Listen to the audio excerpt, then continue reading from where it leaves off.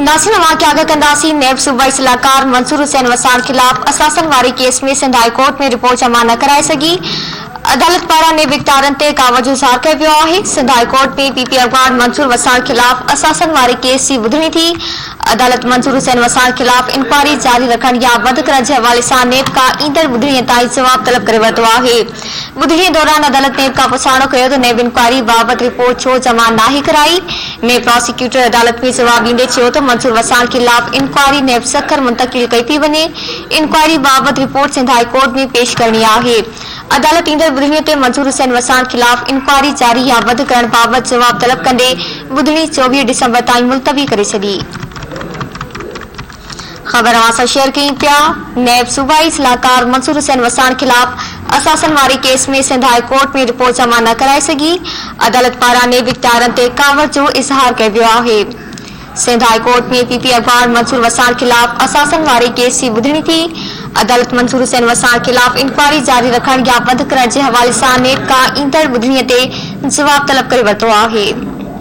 ॿुधणीअ दौरान अदालत नेब का पुछाणो कयो त नेब इंक्वायरी बाबत रिपोर्ट छो जमा नाहे कराई।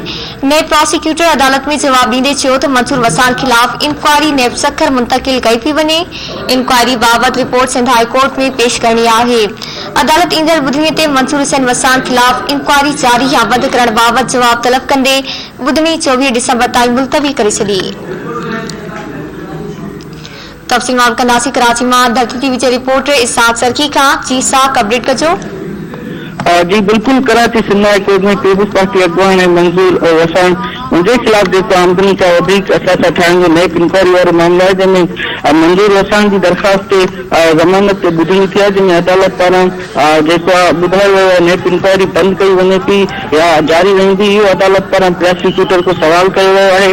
जॾहिं त इन हवाले सां अदालत इहो बि पुछियो आहे प्रोसिक्यूटर को त हिमाल कई था रिपोर्ट अदालत में छो जमा न कराई आहे। तंहिंखां पोइ इंक्वायरी पारां जेको नेब प्रोसिक्यूटर पारां ॿुधायो वियो त जेकी इंक्वायरी आहे उहा सखर बि मुंतकिल कई वञे ऐं रिपोर्ट बि उते ई जेको जमा कराई वेंदी। ऐं तंहिंखां पोइ अदालत पारां प्रोसिक्यूटर खे चयो वियो आहे त तव्हां जेको इंक्वायरी जे हवाले सां जेकी रिपोर्ट आहे उहा सिंध हाई कोर्ट में पेश कंदो ऐं अदालत पारां ईंदा ॿुधणी ते इंक्वायरी जारी रखण या बंद करण जे हवाले सां जेको जवाब आहे उहो बि प्रोसिक्यूटर को तलब करे वरितो आहे। जॾहिं त अदालत पारां वकील जेकी केस जी ॿुधणी आहे उहा 24 डिसंबर ताईं मुलतवी कई वई आहे।